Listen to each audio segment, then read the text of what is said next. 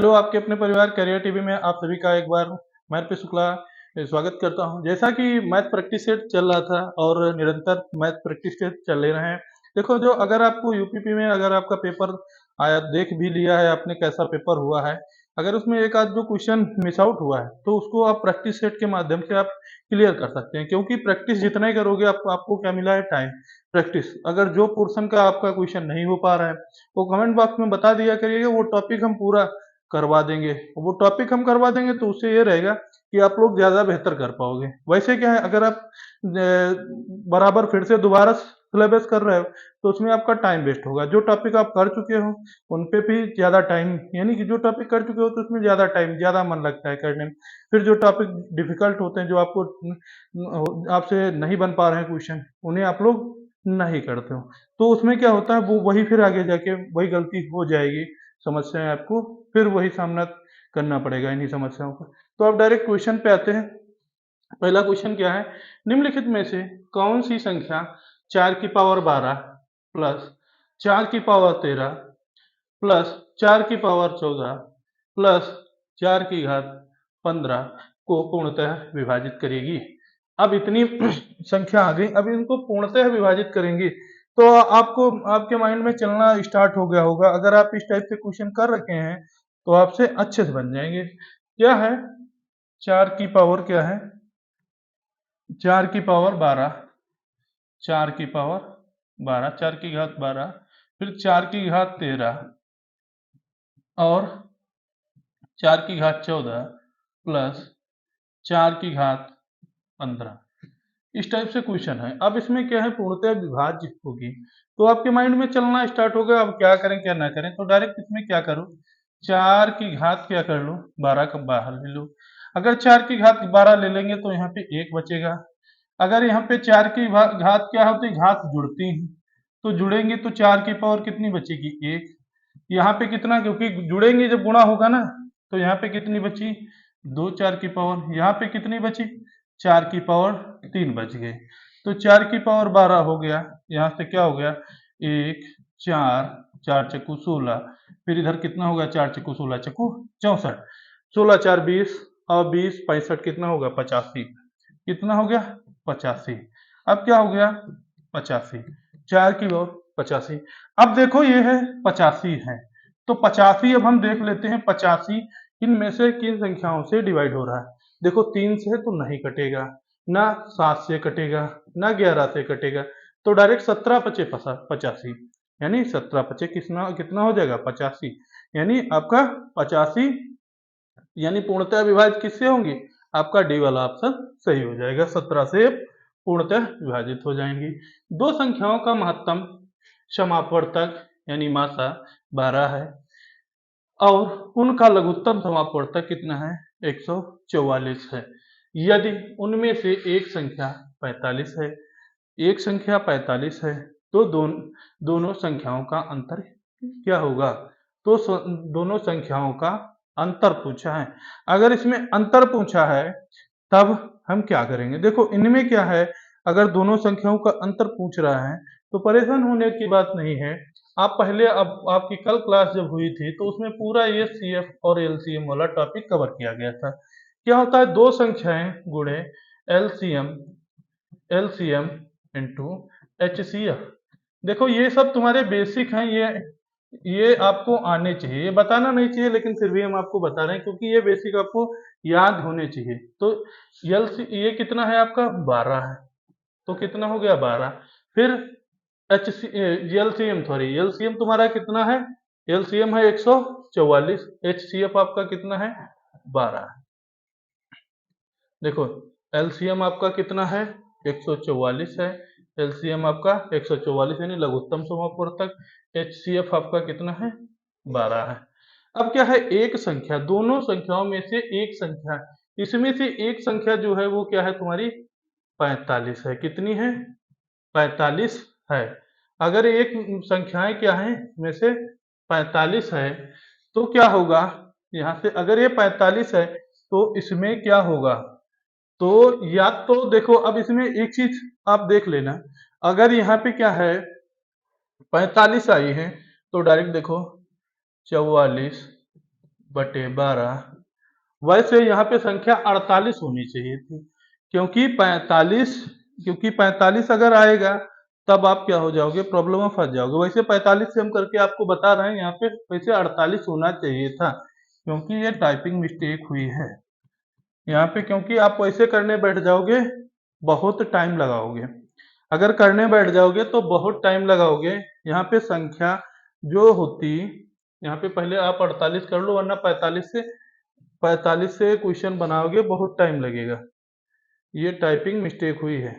हालांकि यहाँ पे कितना होना चाहिए था, 48। अगर ये 48 होता तब ये क्वेश्चन देखो आसानी से बनता, क्योंकि 48 से कर लो, क्योंकि 8 संख्या हो जाती तो इसमें से आपको आंसर ही नहीं मिलता। तो यहाँ से देखो क्या होगा, अब दूसरी संख्या देखना है तो क्या होगा, 48। तो 8 छंग 48 हो जाएगा, ठीक। 8 छंग 48 तो 12 कितना होता है, जब 8 छंग 48 इधर हो जाएगा तो इधर कितना बच जाएगा, इधर 6 बच जाएगा, और इधर भी 6 बच जाएगा, क्योंकि 8 से इधर कितना होगा, 8 छंग 48, 6 से इधर कट गया 6, और इधर कितना बचेगा, पूरा 36 बच जाएगा। या तो काट के देख लो, 4 तियां 12, 12 बरहिम 144, पूरा कितना बच जाएगा, इधर 36 बच जाएगा। अगर 36 बच जाएगा तब आप क्या करोगे, अब इसमें से 48 से 36 निकल जाएगा। 48 से क्या निकल जाएगा, 36 निकल जाएगा डायरेक्ट। दूसरी संख्या से क्या है, दोनों संख्याओं का अंतर, तो क्या आ जाएगा, 12 आ जाएगा। कितना आ जाएगा आंसर, 12 आ जाएगा। इसे काटोगे तो आपका 12 आंसर हो जाएगा। अब इस टाइप के क्वेश्चन आते हैं तो इसमें आप बहुत प्रॉब्लम में फंस जाते हो। इसमें क्या करना है, ए क्यूब माइनस बी क्यूब, ठीक, ये फॉर्मेट होता है इसका। इसमें आप फार्मूला आपको याद होगा, इस टाइप के फार्मूले जो हैं ये बीजगणित के बेसिस पे आते हैं, तो ये आपको याद होने चाहिए। ए स्क्वायर, ये माइनस का था, ये प्लस का, माइनस वाला भी बता देंगे। प्लस वाले में क्या होगा, ए बी का बी स्क्वायर हो जाएगा प्लस का, इस टाइप। अगर हम 762 को हम क्या ले लें, ए मान लें, और 300 ए मान लें, तो इसे क्या है, 316 को हम बी मान लें, तो अब हमारा यही फॉर्मेट बन जाएगा, कुछ कुछ यही फॉर्मेट बन जाएगा। ये इस फॉर्मेट में ऊपर दी गई है संख्या, क्या है, 762 दिया गया है, 762 का क्यूब हो गया, फिर क्या है, और क्या है, नीचे क्या हो जाएगा, 316 का क्यूब हो जाएगा। अब फॉर्मेट फॉर्मेट जब है, फॉर्मेट इस टाइप से फॉर्मेट में दी गई है, तो अब आप डायरेक्ट क्या कर लोगे, ये वाला फॉर्मेट नीचे ये पूरा बना हुआ है, तो अब हम क्या करेंगे, डायरेक्ट इसे कुछ ना करते हुए, तो इस टाइप के जब क्वेश्चन आएंगे तो ये सब कुछ नहीं देखना है आपको। तो डायरेक्ट आप क्या करना है, इस टाइप के क्वेश्चन जब आए, यहाँ पर जब साइन आपको क्या हो, यहाँ पर अगर आपको निगेटिव साइन मिल जाए और यहाँ पर पॉजिटिव साइन मिल जाए, तब जोड़ देना। अगर यहाँ पर निगेटिव हो, वहां पर पॉजिटिव हो, ऊपर क्या हो, पॉजिटिव हो, नीचे निगेटिव हो, तब क्या कर देना, ऊपर पॉजिटिव हो, नीचे क्या हो, निगेटिव हो, तब घटा, तब क्या करोगे, यहाँ पे जोड़ोगे। देखो क्या करोगे, देखो पॉजिटिव है, निगेटिव है, तो यहाँ 316, इसमें क्या कर लोगे, ऊपर यही दो संख्याओं पर, एक संख्या इसमें से उठा लिया, एक संख्या इसमें, दोनों का उठाएंगे, जब जोड़ देंगे तो कितना होगा, 1078 आ जाएगा, 1078। अगर यहीं पर इसी क्वेश्चन में अगर हम यहाँ पर, तो आपका आंसर कौन सही हो जाएगा, बी वाला सही हो जाएगा। अगर इसमें करेक्शन हम करते हैं, दूसरा इसी टाइप का बनाते हैं, अरे 1078 हो जाएगा, 1078 हो जाएगा। अब इसमें क्या करते हैं, अगर इसी टाइप को अगर हम चेंज करते हैं, तो यहाँ पे अगर हम प्लस कर दें, अब जब यहाँ पे प्लस होगा नीचे, तो ऊपर माइनस होगा, जब माइनस होगा तब यहाँ पे क्या हो जाएगा, यहाँ पर भी माइनस हो जाएगा, यहाँ पर क्या हो जाएगा, यहाँ पर माइनस हो जाएगा। अब माइनस हो जाएगा तो माइनस हो जाएगा, तो उसके बाद आप माइनस करने के बाद आप आंसर दोगे, क्या आपका आंसर होगा, क्या है, क्वेश्चन में पूरा बदलाव मैंने किया है। क्या बदला है, यहाँ पे जो था, यहाँ पे माइनस जो था, यहाँ मैंने प्लस कर दिया, यहाँ पे माइनस कर दिया, तो अब आपका आंसर इससे क्या होगा, अब दूसरा टाइप का बन जाएगा। अब आप इसको करके आप कमेंट बॉक्स में आंसर देना। अब आगे देखो क्या है, 8 क्रमागत विषम संख्याओं का औसत 28 है। देखो 8 क्रमागत 1 2 3 4 5 6 7 और 8, 8 क्रमागत विषम संख्याओं का औसत कितना है, 28 है। तो 28 लिख लिया मैंने, बीच में लिख लिया। अब क्या है, 28 है तो विषम संख्या है, तो ये क्या रही होगी, 29। ये कितनी रही होगी, 29 के बाद कितनी आती है विषम संख्या, 31। फिर क्या आती है, 33। फिर क्या आती है, 35। फिर क्या आएगी यहाँ से, 27। फिर 27 के बाद 25, फिर 23, फिर कितनी आएगी, 21। अब सबसे सबसे बड़ी और देखो सबसे छोटी और सबसे बड़ी संख्या को क्या है, जोड़ना है। क्या है, योग क्या होगा, तो सबसे बड़ी और सबसे छोटी, यानी सबसे छोटी 21 हो गई और सबसे बड़ी 35 हो गई, तो कितना हो गया, 56 हो गए। तो आंसर आपका डी हो जाएगा।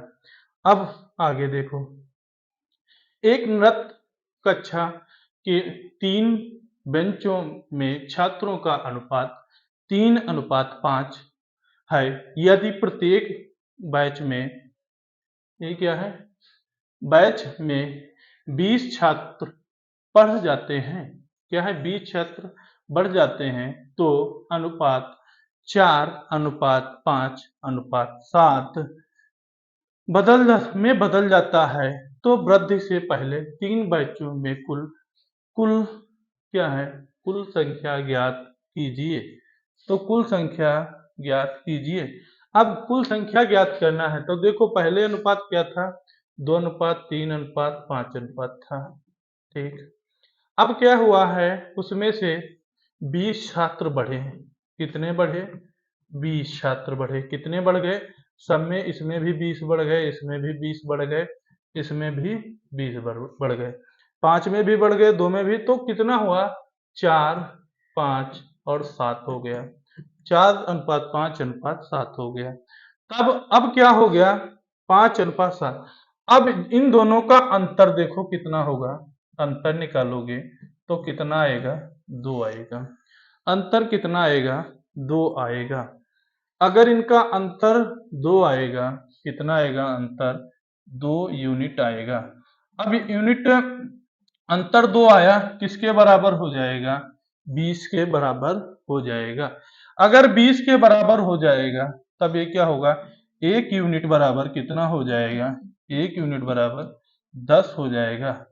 1 यूनिट बराबर 10 हो जाएगा, 1 यूनिट बराबर 10 हो जाएगा। उसके बाद फिर क्या होगा, अब इनको टोटल कर लेंगे, जो ऊपर वाली यूनिट है, क्योंकि अब क्या है, पहले की 3 संख्याओं, पहले क्या है, 3, पहले जो है 3 बैचों में, पहले 3 बैचों में कुल संख्या ज्ञात करनी है हमें, क्या है, पहले बैचों की संख्या ज्ञात करनी है, किसकी, पहले की ज्ञात। तो पहले की ज्ञात करनी है तो पहले की सम करेंगे। अगर दूसरे की ज्ञात करनी होती तो हम दूसरे वाले अनुपात को सम करते। तो हम पहले बैच की संख्या जो हमें ज्ञात करनी है, तो पहले बैच में कितना होगा, 2 3 5 5 10, कितने होंगे पहले बैच में, 10 स्टूडेंट। तो 10 यूनिट हमें निकालना है, तो 10 यूनिट, तो 10 गुणे 10 बराबर 100। तो पहले बैच में हमारा कितना होगा, 100। अगर हमें दूसरे बैच का पूछता, यानी सेकंड बैच का पूछता, तो इनका क्या कर लेते, जोड़ लेते, उसके बाद गुणा कर देते, सेकंड बैच का पता चल जाता। अब आगे देखो क्या है, एक महिला अपने पुत्र से 28 वर्ष बड़ी है, अपने पुत्र से कितने वर्ष बड़ी है, 28 वर्ष। 3 वर्षों में उसकी आयु उसके पुत्र की आयु से दोगुनी हो जाती है। कितने वर्षों में, 3 वर्षों में उसकी आयु उसके पुत्र से कितनी हो जाती है, दोगुनी हो जाएगी। तो पुत्र की वर्तमान आयु क्या होगी, देखो पुत्र की आयु 1 होगी और ये क्या होगा, 2, तो क्या होगा, 3 वर्ष। अब कितने वर्ष हो गए, देखो ये पुत्र की आयु हो गई, अब यहाँ पे जैसे 2 है, ठीक। अब देखो मैं इस सिंबल से देखो, 2 और 1 कितना हो गया, टोटल कितना हो गया, 3 वर्ष। भाई 3 वर्ष हो गए। बच्चे की आयु से माता की आयु की क्या हो रही है, दोगुनी हो रही है। कितनी हो रही है, दोगुनी हो गई। तो 28 दूना कितना हो जाएगा, कितना हो जाएगा, 56। अब क्या होगा, एक बार पुत्र की वर्तमान आयु, तो पुत्र की वर्तमान आयु क्या रहेगी, ये क्या हो गया, 28। कितना हुआ, 28 हुआ। अगर पुत्र की आयु क्या हुआ, 28 हुआ, तब अब हम क्या करेंगे, जो ये 3 वर्ष आए थे, ये क्या करेंगे, अब वर्तमान आयु पूछा है, तो ये 3 वर्ष जो हैं, अभी आप ये न कर देना है कि यही आपका नहीं हो। जब अब क्या है, यहाँ पर क्या था, पुत्र की आयु 28 वर्ष बड़ी है, क्या है, 28 वर्ष। उसकी एक महिला अपने पुत्र से 28 वर्ष बड़ी है। कितने वर्ष बड़ी थी, 28 वर्ष। अगर 28 वर्ष बड़ी है तो 28 मतलब 3 1 पर वो क्या हुआ, लड़का 28 का होगा, तब माता उसका दोगुनी हो जाएंगी, तो कितना, 56 का। पर उसकी 3 वर्षों में आयु बढ़ती है, कितने वर्षों में, 3 वर्ष बढ़े थे। तो 3 वर्ष में जब बढ़ी थी माता, तो 3 वर्ष कम कर दोगे तो बच्चे की उम्र क्या आ जाएगी, 25 वर्ष। अगर बच्चे की उम्र क्या हुआ, बच्चा जब 25 का था, जब बच्चा 25 का था, तो 3 वर्ष और, तो जब बच्चा 25 का था, फिर जब बच्चा 28 का हुआ, तब उसकी माता 56 की हुई थी। तब वही पूछ रहा था, जब वो 56 की हुई थी, तब वो पूछ ये रहा था कि बच्चा की वर्तमान आयु क्या है। बच्चे की वर्तमान आयु क्या होगी, 25 वर्ष होगी। अगर माता की वर्तमान आयु पूछा जाता तो 56 वर्ष होती। अब आगे देखो, आगे क्या है, आगे देखो, क्वेश्चन क्या है, पी, क्यू और आर भागीदार हैं और एक व्यापार में निवेश करते हैं। पी कुल निवेश का 5वां हिस्सा, पी जो है अपने निवेश का क्या करता है भाई, 5वां हिस्सा, जो एक पी है वो अपने निवेश का 5वां हिस्सा। तो देखो, कोई अपना एक निवेश कर रहा है, माना यश, उसका 5वां हिस्सा मतलब 1/5, निवेश का 5वां हिस्सा क्या है, निवेश करता है। पी अपने 5वां हिस्सा निवेश करता है, माना कोई निवेश हो रहा है, निवेश तुम्हारा कितना हो रहा है, x रुपये का निवेश हो रहा है, उसमें 5वां हिस्सा तो यानी डिवाइड कर दो। और क्यों, क्यों क्या कर रहा है, कुल निवेश का 1/4 जो निवेश हुआ है। देखो, जैसे पी है, पी ए कर रहा है निवेश, क्यू कर रहा है, ठीक। तो पी क्या कर रहा है, यहाँ पे पी एक निवेश कर रहा है, वो कितना कर रहा है, यहाँ पे 1/5, और क्यू कितना कर रहा है, अपने निवेश का 1/4। निवेश तो सबके पास बराबर रहा था। अब क्या है, 1/4। तो पी और क्यू आर, देखो पी कामा क्यू और आर के अलग अलग निवेश का अनुपात ज्ञात करो। तो देखो पी आर, जब आर का निवेश होगा, अगर आर का हमें निवेश निकालना होगा, तो कुल निवेश हमारा था यक्स। अब क्या करोगे, ये वाला निवेश जो पी, पी पी का निवेश, और क्या होगा, पी का निवेश, और क्या होगा, क्यू का निवेश जो होगा, उनको क्या कर देंगे हम, पी और क्यू के निवेश से क्या कर देंगे, माइनस कर देंगे। अगर हम देखो पूरे निवेश से क्या पी क्यू निवेश माइनस करेंगे, देखो इनका निवेश, तो पी का निवेश 5 बटे कितना, x/5 है, क्यू का है p/4। अब बचा एक का, दो के निवेश पता है, एक का नहीं पता है। जैसे पापा आपके पास क्या किए, पापा आपको रुपए दिए, अब 3 लोगों में बांटना है, एक को 10 दे दिए, दूसरे को, एक को 10, 3 लोग हो भाई भाई, पापा ने 100 रुपए दे दिए, एक को 10 रुपए दे दिए, अब दूसरे को क्या कर दिया, 30 रुपए दे दिए। अब कहा आगे का जो एक लड़का बचा, तीसरे वाले को दिया नहीं, अब बोला कि अब बांटो, अब वो तीसरे वाले भी दे दो, तो तीसरे वाले को दोनों को मिला के जब हम घटाएंगे, तभी तो हम तीसरे वाले को पता चलेगा कितना रुपया जाएगा। तो तीसरे वाले को कितना, पहले को 10 दिया था, दूसरे को कितना दिया था, 30, तो 10 40 हो गया। अब उसमें से घटा दिया, 40 घटाया, तो तीसरे वाले पास 60 ही, तो मतलब 60 ही तो पहुंचा, तभी तो पापा के 100 रुपए का बंटवारा होगा। वैसे ये क्वेश्चन है ना, तो सेम क्वेश्चन है, सेम पैटर्न है, तो क्या होगा, x बटे 5। ठीक, अब यहाँ पे डायरेक्ट लिख लेते हैं, इसको सॉल्व कर लेते हैं।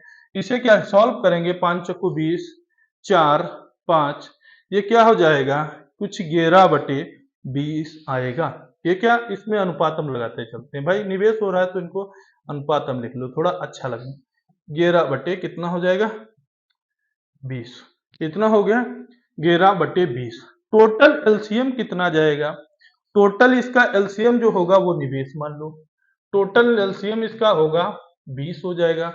हर का जो टोटल एलसीएम होगा वो इसका क्या हो जाएगा, निवेश हो जाएगा, तो 20 हो जाएगा। अगर 20 ऊपर रखते हैं तो 20 यहाँ पे देखो, अब यहाँ पे जब यक्स है तो यक्स की जगह पे हम क्या कर सकते हैं, यक्स की जगह पे हम क्या कर सकते हैं, 20 लिख सकते हैं। यहाँ पर भी यक्स हटा दें, यक्स की जगह पे हम क्या लिख सकते हैं, 20 लिख सकते हैं।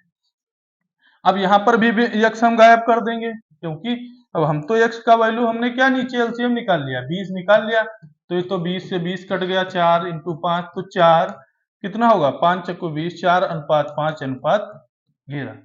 तो क्या हुआ, पूरा अनुपात आपको पता चल गया, 4 अनुपात 5 अनुपात 11। समझ में आ गया। रेशियो क्वेश्चन परेशान ना होना, घर पे बंटवारा कर लेना, घर वाला सिस्टम लगाना, उसमें हो जाएगा और अच्छे से होगा। अब क्या है, एक खुदरा विक्रेता थोक बाजार से 50 किलोग्राम सब्जी खरीदता है। कितना खरीदता है, 50 किलोग्राम वो सब्जी खरीदता है। क्या करता है, 50 किलोग्राम वो सब्जी खरीदता है, भाई खरीदा। फिर क्या हो, वह उसमें से आधी, भाई आधी कर दिया, उसमें से क्या किया, आधी आधी 450 रुपए के लाभ से बेच देता है, और शेष पर उसे 275 की हानि होती है। तो प्रति किलोग्राम बेचे गए दोनों विक्रय मूल्यों के बीच का अंतर क्या होगा। अगर इस तरह का क्वेश्चन आएगा तब आपको क्या करना होगा, दोनों के बीच का अंतर निकालना होगा। तब क्या करना होगा, दोनों का है तो क्या है, वो कितनी सब्जी खरीदा था, 50, तो यहाँ पे कितना लिया है उसका, आधी, तो यहाँ पे डायरेक्ट कर दो 25। ठीक, अब वो 450 का क्या किया है, लाभ लिया है, हानि शेष कितना हो, उसमें क्या है, शेष पर 275 का हानि हुआ, भाई जो हानि हुई है वो भी उसमें जोड़ दो, क्योंकि जितना लाभ ले चुका उसमें हानि भी जोड़ दो। तो उसमें क्या कर दिया, तो डायरेक्ट ये पूरा कितना हो जाएगा, कितना हो जाएगा, 725 हो जाएगा, बटे क्या हो जाएगा, 25। अब क्या होगा, 25 दूना 50 और 25 नवम कितना होगा, 125। तो आपका 29 दोनों विक्रय मूल्यों का अंतर निकल आएगा। इसमें ज्यादा कुछ सोचना नहीं है, जो शेष बचता है वो मूल संख्या में जोड़ देंगे। अब आधा कर रहा है तो आधा इसका करेंगे, सब्जी का जो है आधे पर लाभ हुआ था तो आधा कर लेंगे। अब आगे देखो, अमीषा ने अपनी गिफ्ट की दुकान गिफ्ट की दुकान, गिफ्ट लिखा है, टाइपिंग मिस्टेक है, गिफ्ट की दुकान में सभी वस्तुओं पर 30% 30% को त्योहार छूट की घोषणा की। क्या है, त्योहार घोषणा की। जय गुरमिता ने उसी दुकान से अपने लिए एक गिफ्ट, यहाँ पे गिफ्ट लिखा है, इसे गिफ्ट लिखा है, इसे सही कर लो, गिफ्ट कर दो। 30% को त्योहारी छूट की घोषणा की जब गुरमीत ने उसी दुकान से अपने लिए एक गिफ्ट खरीदा, तो क्या है, 1.1110 को छूट मिली गिफ्ट का अंकित मूल्य क्या था। तो क्या है, इसका अंकित मूल्य हमें ज्ञात करना है। तो हमें अंकित मूल्य ज्ञात करना है, देखो क्या है, 30। अब आपको पहले मैंने पढ़ाया था कि इसे पहले रेशियो फॉर्म में बनाओ, परसेंट था तो परसेंटेज जब हटता है तब ये क्या होता है, बटे में 100 हो जाता है, तो इसका बटे में 100 जाएगा, तो ये क्या हो जाएगा, 3/10, 3/10। 10। अच्छा, एक चीज है, एमआरपी जो होती है वो क्या होती है, हमेशा एमआरपी जो होती है वो हमेशा नीचे होगी। अब क्या है, वो क्या है, दुकानदार गिफ्ट की सभी वस्तुओं पर 30% की छूट दी। छूट किस पे दी? अब वो सेलिंग प्राइस जो होगा तो क्या होगा, एमआरपी पर कितनी छूट दी गई, 3 की छूट दी गई। अगर छूट दी गई है तो सेलिंग प्राइस में कितने का हो जाएगा, 7 हो जाएगा, 3 की छूट दे दोगे।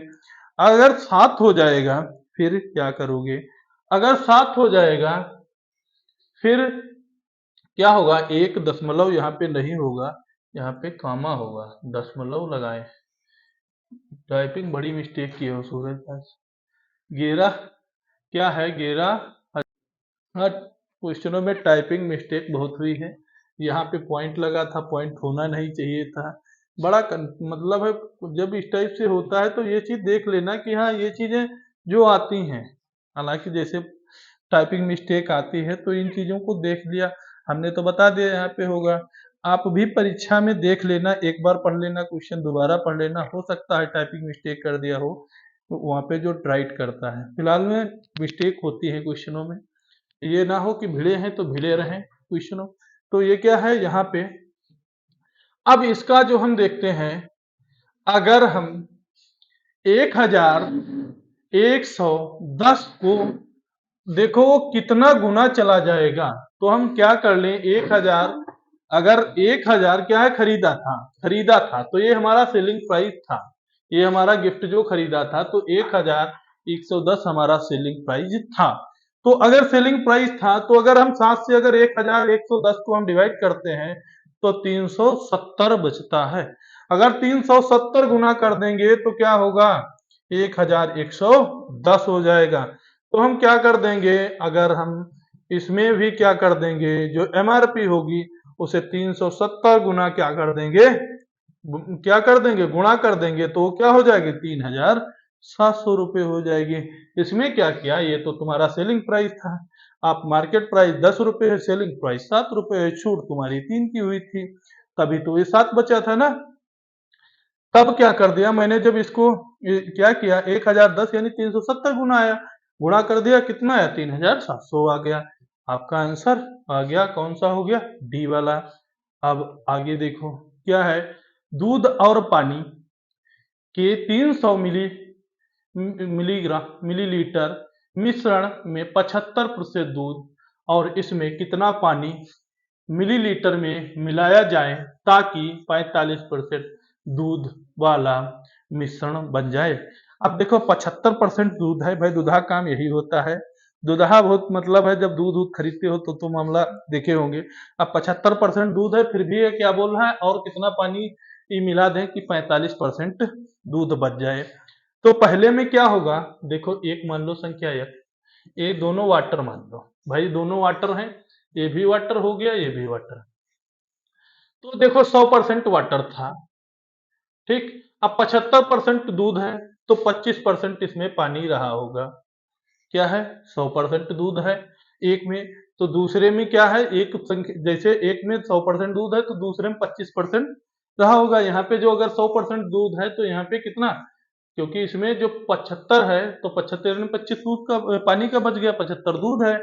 अब क्या करोगे यहाँ पे, अब 25 आपका बच गया, तो अगर 25 बचा है तो यहाँ पर पानी कितना बचेगा, यहाँ पर पानी कितना बचेगा, तो यहाँ पर अगर पानी बचता है, दूध 45% है, अगर दूध कितना है तुम्हारा 45% है, तो 45 यानी 100 से देखते हैं, 100% होगा जो दूध होगा, तो दूध 100% होना चाहिए था, लेकिन क्या है 45% दूध बचता है, तो पानी आपका कितना बचा, 55।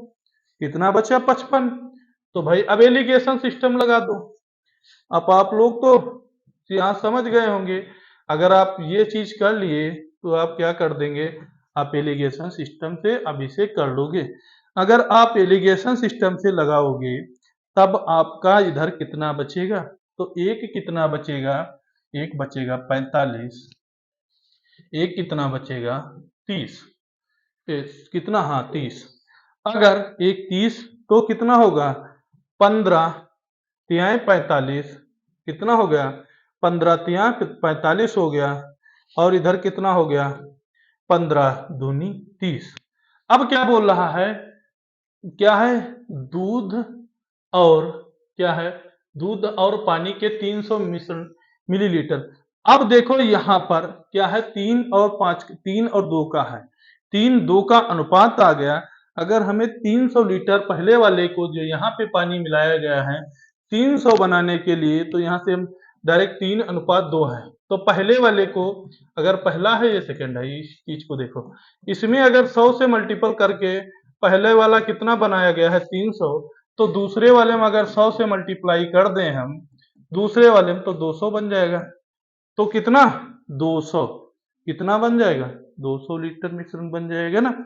सिंपल सा क्वेश्चन था, आराम से हो गया ना। अब आगे देखो, एक निश्चित धन धनयान क्या है, ये तो टाइपिंग बड़ी मिस्टेक, पर 8% वार्षिक की दर से 3 वर्ष के लिए साधारण ब्याज उसी धनराशि पर 85% वार्षिक को दर से 7 वर्ष के लिए साधारण ब्याज से 9,120 कम है, तो वह धनराशि ज्ञात कीजिए। अगर क्या है 85, देखो यहाँ पे क्या है, इसमें क्या है वर्षों में, ठीक।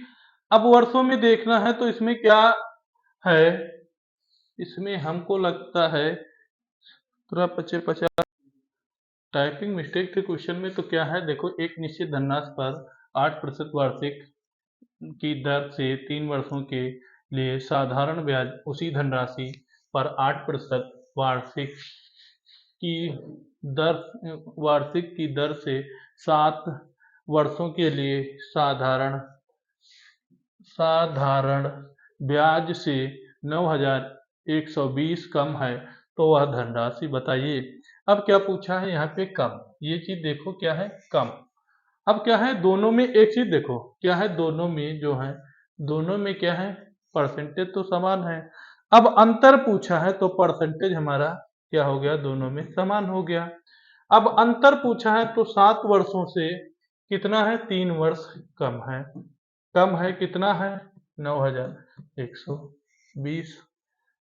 अगर इतना है तब क्या होगा, अगर इतना है 9,120 है तब क्या होगा। अगर 9,120 है तो देखो क्या करना होगा, तो यहाँ पे क्या होगा, 8 इधर हो जाएगा, परसेंट हो जाएगा, गुणे 4 हो जाएगा। अब क्या हो जाएगा, 9,120 हो जाएगा। अगर मल्टीपल करेंगे तो 8 चक्कू 32 हो जाएगा, 32% हो जाएगा। 9,120 9,120 हो जाएगा, 9,120 हो जाएगा। अगर 9,120 है, अगर इसको देखते हैं कितना जाएगा, अगर 32, इसकी अगर हम टोटल कैलकुलेशन करते हैं, अगर पूरी टोटल कैलकुलेशन करते हैं, तो अब इसकी कैलकुलेशन करके क्या करना, कमेंट बॉक्स में अगर इसकी करते हैं, देखो तो चलो हम करके बता देते हैं। तो अगर इसकी हम कैलकुलेशन करते हैं तो क्या होगा, 32 की अगर करेंगे, देखो क्योंकि लास्ट की 2 संख्या है तो इसका कुछ आएगा 2.285, ये आ जाएगा। अगर इसका 100% का निकालेंगे, 100% का निकालेंगे तो कितना होगा, 85 गुणा 28,500 इसकी धनराशि आ जाएगी। अब आगे देखो क्या है, किसी निश्चित वार्षिक ब्याज की दर पर 5760 की धनराशि 4 वर्ष में बढ़कर 7200 हो जाती है, तो 12 वर्ष में बढ़कर यक्स हो जाती है। जब दोनों स्थितियों में चक्रवृद्धि होता है तो यक्स का मान होगा। अब दोनों स्थितियों में चक्रवृद्धि होता है तो यक्स का मान होगा। अब क्या है देखो, 5760 की राशि 4 वर्षों में बढ़कर 7200 हो जाती है, तो 12 वर्षों में बढ़कर कितनी हो जाएगी।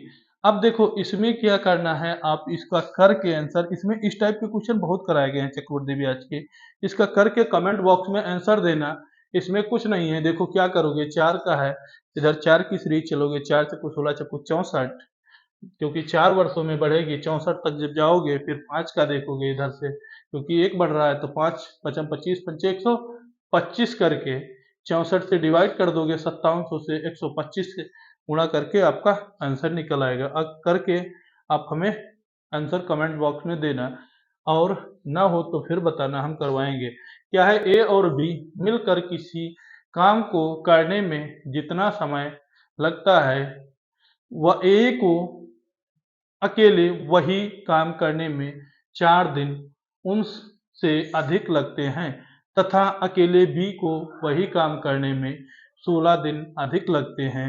यदि यदि वे दोनों एक साथ काम करें तो उन्हें कितने दिन लगेंगे? तो उन्हें कितने दिन लगेंगे? तो ए को कार्य करने में, ए को अकेले काम करने में कितना लगता है? वही 4 दिन लगते हैं। बी को काम करने में, बी को काम करने में 16 दिन लगते हैं। तो अगर इसका एलसीएम लेंगे तो 4 चक्कू कितना हो जाएगा? 4 चक्कू 16 हो जाएगा। 4 चक्कू 16 हो जाएगा। कितना होगा? 4 1 4 1 हो जाएगा। यहाँ पे टाइपिंग मिस्टेक हुई है, यहाँ पे 12 होना चाहिए था। यहाँ पे कितना होना चाहिए था? अगर इसका 12 होता तब आंसर आता। यहाँ पे कितना होता? 12 होगा तब आपका आंसर आ जाएगा। देखो कैसे 16 से करोगे पॉइंट में जाएगा। अभी देखो 12 जब हमने कर दिया यहाँ पे तो क्या हुआ? यहाँ पे देखो 1 2, अब इसका क्या हो जाएगा? यहाँ पे 12 हो जाएगा इसका एलसीएम। ठीक, अब इधर कितना हो जाएगा? इधर देखो 4 तिहाई कितना हो जाएगा? 12 हो जाएगा। 4 तिहाई 12 हो जाएगा। ए प्लस बी, ए प्लस बी जो अगर हम देखेंगे, ए प्लस बी बराबर वर्क दोनों मिलके काम कितने दिनों में करेंगे? देखो 3 चक्कू 12 1 कन 12 तो 4 होगा। तो कितना दिन में? ए प्लस बी, इसमें कितने में? 4 दिन इधर हो गए। अगर 4 दिन इधर हो जाएंगे तब क्या होगा? तो दोनों मिलकर काम करते हैं तो वही काम 4 हो जाएगा। अब 12 से डिवाइड कर देंगे, इसमें लफड़ा ही चल रहा है। 4 तिहाई 12 हो गया, 3 बचेगा, ऑप्शन में है ही नहीं। वैसे बचना क्या चाहिए था? अधिक लगते हैं ना, यहाँ पे है अधिक लगते हैं ना, कितने दिन अधिक लगते हैं, तो इसे कर दो माइनस, सॉरी यहाँ पे कर दोगे माइनस कर दोगे बी को। अगर बी को माइनस करोगे, हाँ सही है, अगर बी को माइनस करोगे, टाइपिंग मिस्टेक दिमाग, तो माइनस करोगे तो यहाँ पे कितना बचेगा? 2। अगर यहाँ पे बी को माइनस करोगे, क्योंकि अधिक लगते हैं तो हमें क्या है? 1 माइनस करना पड़ेगा, ए माइनस बी करना पड़ेगा, तभी हम टाइम निकाल पाएंगे। जब यहाँ पे कितना आएगा? 2 आ जाएगा, तो यहाँ पे क्या होगा? कुल टाइम 12 दिन बटे 2, तो यानी यहाँ पे 6 दिन आएंगे। आज की क्लास आपको कैसी लगी कमेंट बॉक्स में ज़रूर बताइएगा। आज की क्लास आपको थोड़ा तो डिस्टर्ब हुआ होगा, क्योंकि क्वेश्चन टाइपिंग जो थी वो बहुत मिस्टेक थी। कल से ध्यान रखा जाएगा। मिलते हैं नेक्स्ट क्लास में। जय हिंद।